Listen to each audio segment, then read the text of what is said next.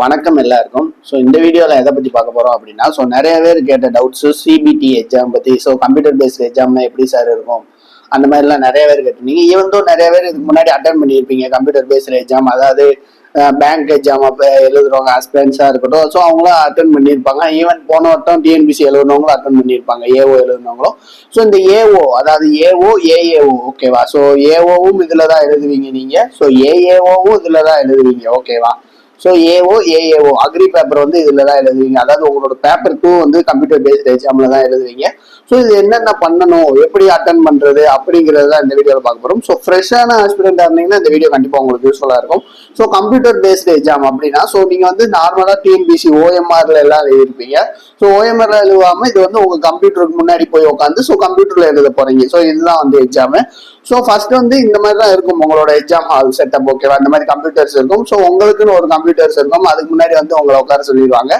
So இதுக்கு எப்பயுமே நம்ம இப்போ நார்மலாக டிஎன்பிசிக்கு என்ன பண்ணுவோம்? ஸோ ஓஎம்ஆர் பேஸ்ட் எக்ஸாமுக்கு என்ன பண்ணுவோம்? ஹால் டிக்கெட் எடுத்துட்டு போவோம். ஸோ ஹால் நம்பரை பார்ப்போம். ஹால் நம்பருக்குள்ள போனோடனே ஹால் டிக்கெட்டை பார்ப்பாங்க. ஹால் டிக்கெட்டை பார்த்தோன்னே ஒரு ஷீட்ல நம்மளை உட்கார வச்சிருவாங்க. உங்களோட ரெஜிஸ்டர் நம்பர் எங்க இருக்கோ அங்க உட்கார வச்சிருவாங்க.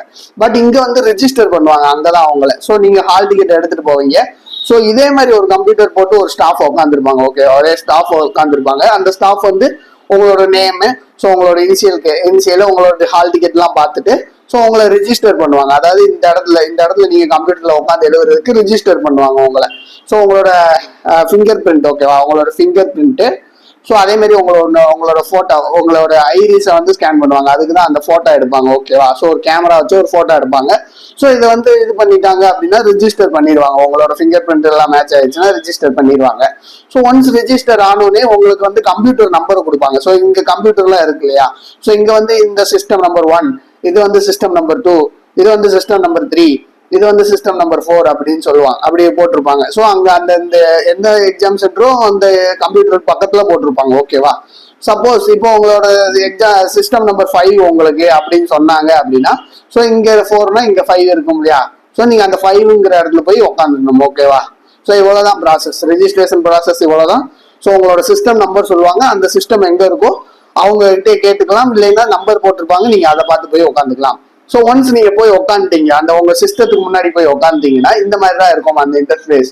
ஸோ சிஸ்டத்துக்கு முன்னாடி சம்டைம்ஸ் இந்த ஸ்கிரீன் வர்றதுக்கு லேட் ஆகும் உங்க சிஸ்டத்துல. பிகாஸ் அவங்க ரெஜிஸ்டர் பண்ணி கொடுக்கறதுக்கு லேட் ஆகும். பட் வந்துடும் மோஸ்ட்லி நீங்க போய் உட்கார்றப்பே வந்துடும்.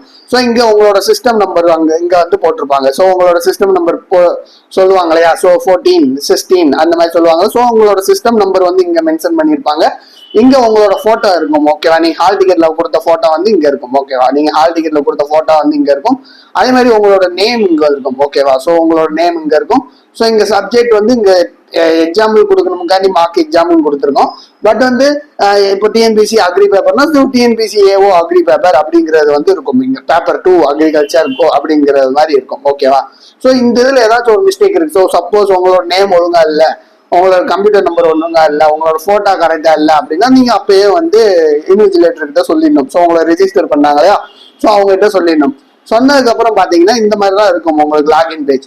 ஸோ இங்க எக்ஸாமுக்கு ஸ்டார்ட் ஆக எவ்வளவு டைமிங் இருக்கு அப்படிங்கிறத காமிக்கும், ஓகேவா? எக்ஸாம் ஸ்டார்ட் ஆக எவ்வளவு டைமிங் இருக்குங்கிறத காமிக்கும். சப்போஸ் நீங்க 9:30 எக்ஸாமுக்கு 9 o'clock போயிட்டீங்க அப்படின்னா இங்க 30 minutes காமிக்கும். ஸோ அப்ராக்சிமேட்டா 30 minutes காமிக்காது, 25 minutes காமிக்கும், ஓகேவா? 25 minutes காமிச்சதுக்கு அப்புறம் ஸோ நீங்க இந்த ரிஜிஸ்டர் நம்பர் அதுவே இருக்கும். ஸோ பிகாஸ் உங்களோட ரிஜிஸ்டர் நம்பரை வச்சுதான் அவங்க ரெஜிஸ்டர் பண்ணியிருப்பாங்க. அந்த ரிஜிஸ்டர் நம்பர் இங்க இருக்கும். ஸோ பாஸ்வேர்டு அவங்க சொல்லுவாங்க, ஓகேவா? ஸோ பாஸ்வேர்டு அவங்களுக்கு சொல்லுவாங்க. எய்தர் உங்க ரோல் நம்பர் கூட பாஸ்வேர்டா இருக்கலாம், இல்லைன்னா சப்போஸ் அவங்க ஏதாச்சும் ஒரு பாஸ்வேர்டு வச்சிருப்பாங்க, அதை சொல்லுவாங்க. ஸோ இதை நீங்க போட்டுட்டு இங்க சைன்இன் அப்படிங்கிறத கொடுக்கணும், ஓகேவா? ஸோ சைன்இன்ங்கிறத கொடுத்தீங்கன்னா இன்ஸ்ட்ரக்ஷன் பேஜ் ஓப்பன் ஆகும் அடுத்து. ஸோ அந்த இன்ஸ்ட்ரக்ஷன் பேஜ்ல எந்தெந்த கொஸ்டின்ஸ்க்கு எப்படி ஆன்சர் பண்ணணும், ஸோ மொத்தம் எத்தனை கொஸ்டின்ஸ் இருக்கு, ஸோ எவ்வளவு நேரம் டியூரேஷன் அப்படிங்கிறதெல்லாம் அதுல இருக்கும். ஸோ இப்போ இது நீங்க ஃபர்ஸ்ட் ஓகே டெஸ்ட்லாம் இது பண்ணிட்டு உள்ள போயிட்டீங்க டெஸ்ட்டுக்குள்ள, ஓகேவா? ஸோ இங்க மறுபடியும் உங்க ஓரத்துல உங்களோட போட்டோ இருக்கும், ஓகேவா? உங்களோட போட்டோ இருக்கும்.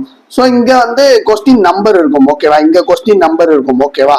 ஸோ இங்கேயும் கொஸ்டினோட நம்பர்ஸ் டிஸ்பிளே ஆகும். ஸோ நீங்க இந்த இதை ஸ்க்ரோல் பண்ணிக்கலாம். ஸோ மொத்தம் நமக்கு 200 கொஸ்டின் இருக்கா? ஸோ 200 கொஸ்டினுக்கு 200 கொஸ்டினுமே இங்க இருக்கும், ஓகேவா? ஸோ ஸோ இது வந்து சிங்கிள் எக்ஸாம் தான், அதாவது உங்களுக்கு செக்ஷன் வைஸ்லாம் இருக்காது. ஸோ மொத்தமா இருக்கும். ஸோ மொத்தமா 200 கொஸ்டினுமே இங்க இருக்கும். சப்போஸ் நீங்க இப்ப இந்த 23 கிளிக் பண்ணுனீங்க அப்படின்னா, இந்த 23 கிளிக் பண்ணுனீங்க அப்படின்னா உங்களுக்கு கொஸ்டின் நம்பர் 23க்கு வந்து போயிடும். ஓகேவா, கொஸ்டின் நம்பர் 23க்கு வந்து போயிடும், அவ்வளவுதான். ஸோ இப்போ இங்க கொஸ்டின்ஸ் டிஸ்பிளே ஆகும். ஸோ இப்போ உங்களோட ஆப்ஷன்ஸ் வந்து பி அப்படிங்கிறது கரெக்ட்னு நீங்க நினைக்கிறீங்க அப்படின்னா, ஸோ இந்த பில போய் மவுஸை வச்சு ஒரு கிளிக் பண்ணீங்க அப்படின்னா இது செலக்ட் ஆயிடும். ஓகேவா, ஸோ பி வந்து மவுஸ் வச்சிங்கன்னா செலக்ட் ஆயிடும். செலக்ட் ஆயிட்டு ஸோ சப்மிட் பண்ணணும் அப்படின்னா சேவ் அண்ட் நெக்ஸ்ட் அப்படிங்கிறத வந்து கொடுக்கணும். ரொம்ப முக்கியம். இந்த ஓரத்தில் இருக்க சேவ் அண்ட் நெக்ஸ்ட்ங்கிற ஆப்ஷனை கொடுத்தீங்கன்னா தான் இந்த கொஸ்டினுக்கு நீங்க ஆன்சர் பண்ணிட்டீங்க அப்படிங்கிறது வந்து அர்த்தம். ஓகேவா, ஸோ இல்ல எனக்கு ஏ கரெக்டா இருக்க மாதிரி தெரியுது, நான் பிஏ கிளிக் பண்ணிட்டேன் அப்படின்னா ஸோ ஒன்றும் பிரச்சனை இல்லை, மறுபடியும் மவுஸை எடுத்துட்டு போய் ஏல வச்சீங்கன்னா ஏ செலக்ட் ஆயிடும்.